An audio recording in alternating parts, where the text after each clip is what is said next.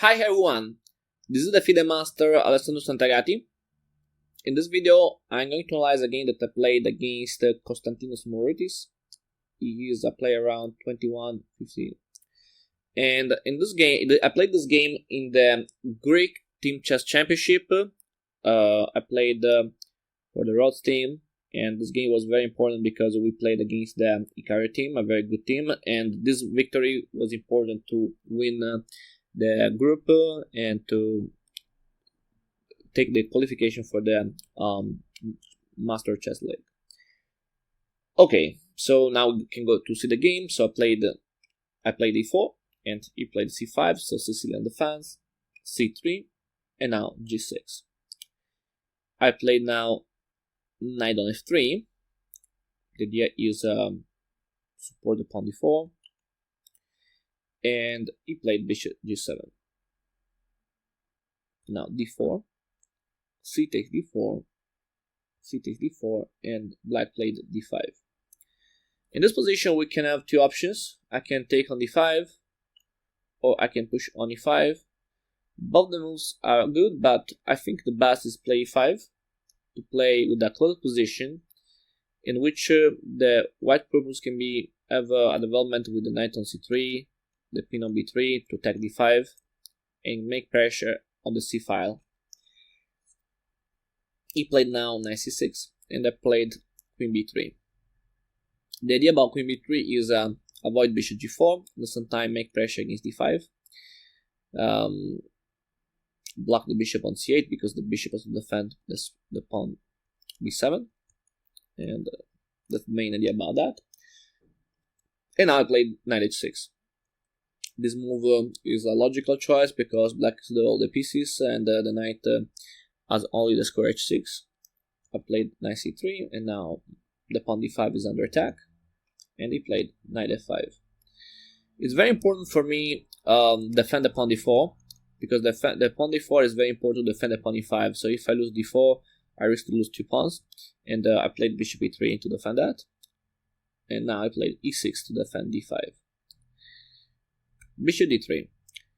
Bishop d3 is good because I developed the bishop and now can also threaten to take the knight on f5 because black should take with the pawn g, and I can make some problem about the enemy pawn structure. And for this reason I decided to take on e3.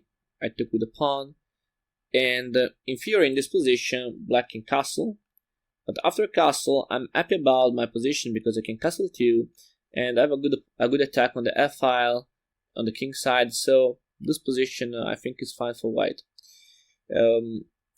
But we played bishop h6 trying to make problems because with bishop h6 the pawn on e3 is now under attack, and the question is, how can I defend this pawn? Maybe I can play knight e1 or king e2 or king f2, but all those moves look passive, and I didn't like to play in this way. So now I took an important choice to play in an active way, playing e4. e4 is a good move because I make pressure against d5, and this pawn d5 is very important because without the pawn on d5, my knight can jump to e4 and I can exploit the enemy weaknesses on the dark squares. So attack this pawn is a very important strategical purpose for white, and play e4 is a strong move. Now, in theory, black can also take on e4 with the idea to win a pawn on d4, but after this variation I will have a very good compensation. Let's do an example. If I play knight takes d4 and then knight takes d4, I play now queen a4 check. The only move is covered with the knight because the knight on d4 is under attack, and now bishop b5. Two attackers against the knight. Bishop d7 doesn't work because I can simply play knight f6 first and then rook d1 with a winning position, and the bishop is lost on d7. So this position is not easy. Maybe the only move is queen b6, but after knight d6 check and king f8, we can go with the queen h4, and the queen is very dangerous. For example, bishop g7 doesn't work because there is bishop takes c6, and after b takes, queen f4 with a strong attack against f7. So there are a lot of threats in this position, so I think it's not a good idea for black go in this position, and also for this reason my opponent decided to don't take on e4 and he played castle. Castle is an interesting move because there is also a trick, because if I go to take the pawn on d5 I lose the game, or I go in a bad position after knight takes d4. Because after knight takes d4 I have to take it, queen h4 check, and now queen and bishop are very strong and I have a lot of problems. The king can attack all the pawns and black now is much better. So I have to pay attention, so I can't take the pawn on d5, and for this reason now I played after castle rook d1, and I played knight a5. I think it's a mistake. I think black must play f5 now. We did to force white to take a choice, to take on f6 maybe, and then rook takes, and this position is playable because maybe I can play. I need the time to castle because there is always the threat about bishop e3. So maybe I have to play something like queen c2, then bishop on e3, queen e2, but now black can take the pawn on d4. So yeah, I think now black is fine after bishop e3, queen e2, maybe bishop takes d4. And yeah, black has a little advantage because with this maneuver, he can block my castle. So, but he didn't see it, and he played knight a5. And after knight a5, he helped me to improve my queen because I played queen c2, and now knight c6 again, and now I played queen f2. And now my position is completely safe. I can castle, I can improve the pieces, and now all is fine for me. Black played f6 now to open, but it's too late because now I can take, rook takes and castle, and now bishop e3 is not possible because my queen can defend all. And now I played king g7, trying to improve his king. And now I thought that black is without ideas, without plan, because this bishop can't go to d7 because I can win the pawn on d5. If black will take my pawn on e4, I can take it with the knight, with the bishop is fine, and then I can try to open because the enemy king is weak. I'm better also about the development, so for me it's okay open the position. So if black will take on e4, for me it's fine because I can open the position and my game is good.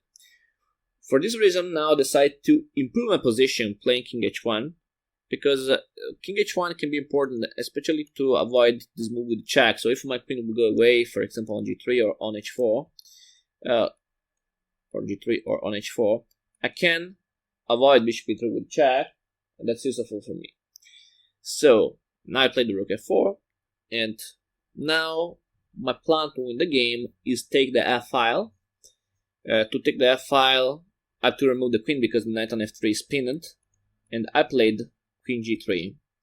We did that. After that, my knight is free to jump on e5, for example, and I force black to take on f1 to trade the rook, and after this trade, white attack is very strong, especially because the enemy rook is blocked and he can't defend with the rook f8, with the rook on a on f8. So he decided to take, I took with the knight, and now I play knight e7. Okay, after knight e7, I think the game is finished because I can play knight g5 that I did in the game, and now the game is finished because if black will take the rook, I can take the rook and the attack is too strong. In the game he played knight f5, and after this he lost the rook, so he blundered, but okay, don't mind. And after that he resigns. But also if he moves rook takes f1, and after rook takes f1 he moves knight f5, I can easily win the game with the rook takes f5, because if g takes I can win the queen very easily. And if he plays e takes, I can play for checkmate with queen e5, king on g8, and then bishop c4, and the game is completely lost now. Okay, so that's all for this game. I hope that you enjoyed it, and if you have a comment, if you have a question, feel free to comment below, and see you soon for the next videos. Bye!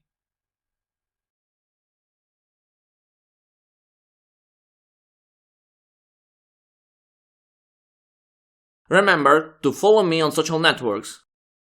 and share the video with your friends. Thanks!